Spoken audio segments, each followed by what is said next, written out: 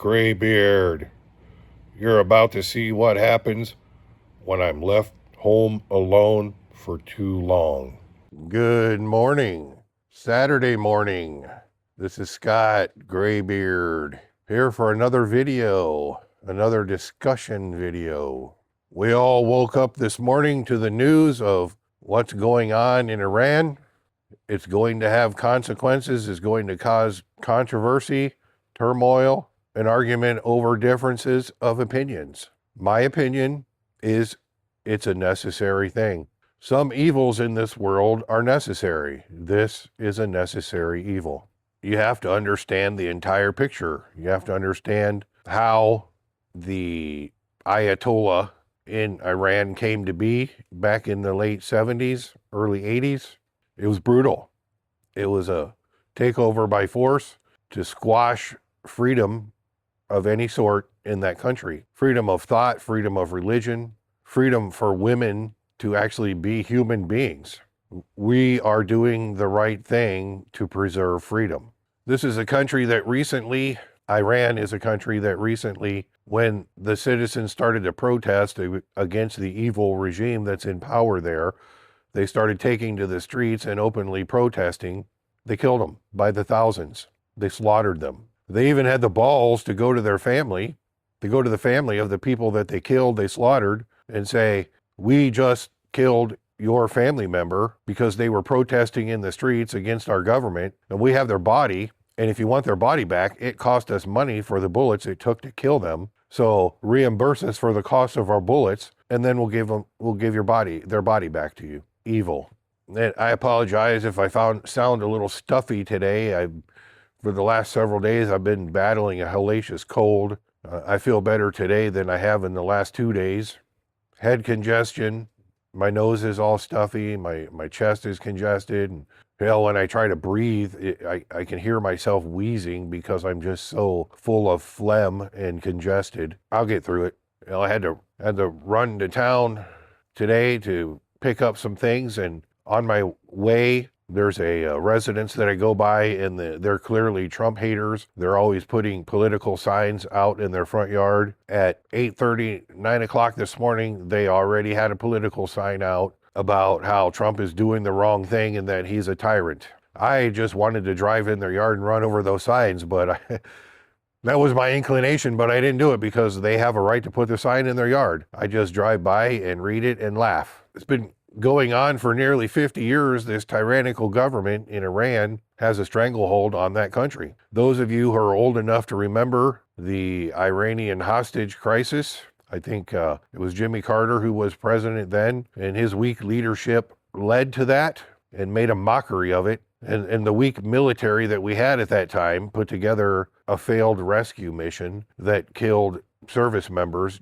trying to go in and rescue our hostages. And since that time, we have had leaders in our country who would rather not deal with this situation. They'd rather turn a blind eye or ignore it or just say, shame on you, Iran, you shouldn't be doing this. And then maybe give them some weak economic sanctions and just ignore the problem that's on the other side of the world. The problem with that is by doing that, you're enabling them. You're making them stronger. So for nearly 50 years, the powers that be have been empowered and emboldened by the weakness in America, the weak leadership of America. They just built their nuclear arsenal, built their nuclear program more and more and more. They refused to cooperate with the American government and some other small governments around the world who tried to control it. And we just walked away and allowed it and said, shame on you, until they've gotten to where they are. They're disrupting everything in that region of the world. They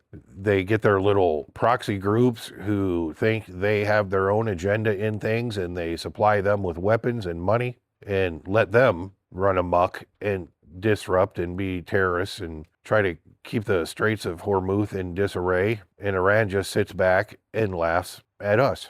Do you have any idea how many goods are shipped through the Straits of Hormuz and what that means to the world economy? Too many people in our country and around the world just live in their own little bubble and all they care about is their social media accounts and being mesmerized and brainwashed by TikTok and whatever else is out there. Don't give a shit about what's happening around the world and over in that region of the world that is directly affecting them in so many ways. Those kind of people just want to sit back and complain that the price of this is too high, the price of that's too high, our government isn't doing anything to help me, they're not giving me handouts to make my life better, they're not subsidizing this, they're not subsidizing that, oh, my life is miserable and I'm suffering because our government sucks. They're not realizing that by ignoring the problem and the weak leadership and weak governments that we've had in this country, ignoring the problems that are going on in that region of the world, how much that is affecting the very things that they're complaining about. I hear from too many people who complain and bitch and whine and moan about what's going on, in this country and America trying to use force in other countries, that, how they think that's just wrong, but then they bitch about the high prices that they have to pay for everything. It's stupid. People nowadays, especially younger people, not all young people, but they don't vote. They don't pay attention. They don't watch the news. Clearly, I don't know what they're teaching young people in history and world history in school nowadays, and how things that happened in the past can affect our future, and how if we don't control things, we will pay the price. They just don't care. They don't want to know.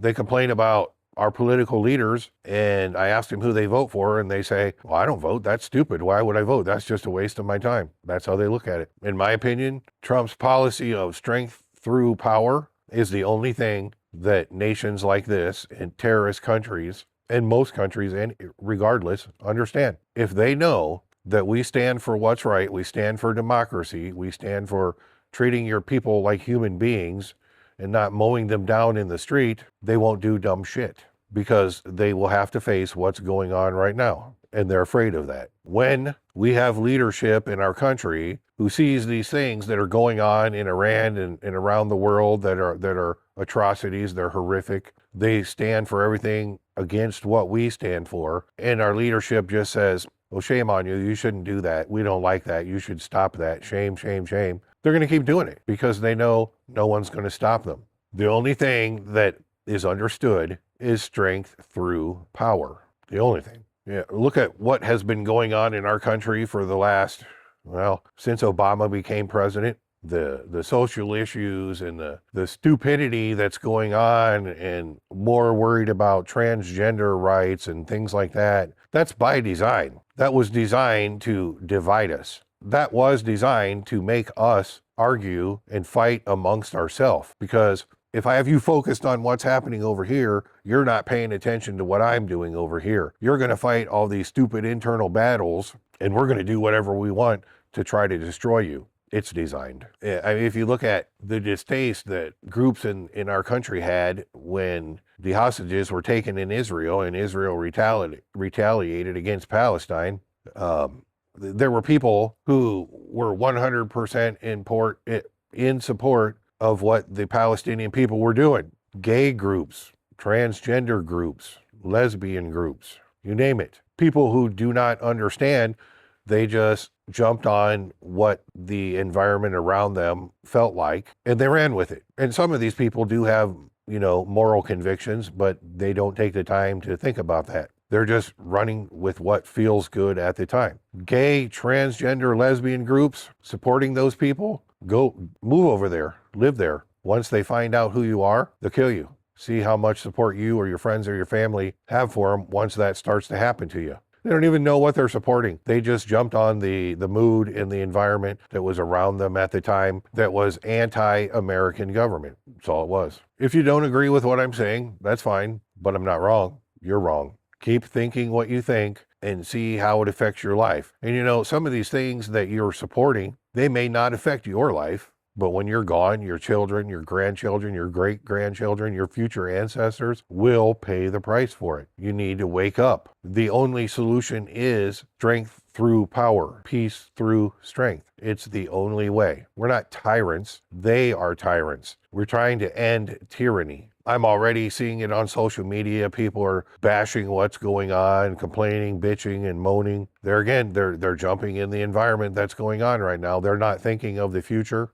They're not thinking of their future family members. They're in the middle of a feel-good moment. Is that what you want for our country? Do you want leadership who runs this country the way Iran is being ran right now, where you have no civil rights? None. Like I said, if you're gay, if you're lesbian, you're transgender, you're bisexual, whatever the hell new terms they came out to describe all that shit. If you're any of those and your government found out, they just kill you. And you exist no more, and no one will claim to be what you claim to be because they don't want to die. You live in a country where you have a right to do that. Why do you want that to go away? I'll be the first to admit that President Trump sometimes is his own worst enemy. He runs his mouth, he says stupid shit, but his overall views and opinions and outlook and the way that he is running this country, I do agree with. Sometimes he just needs to learn to shut the hell up.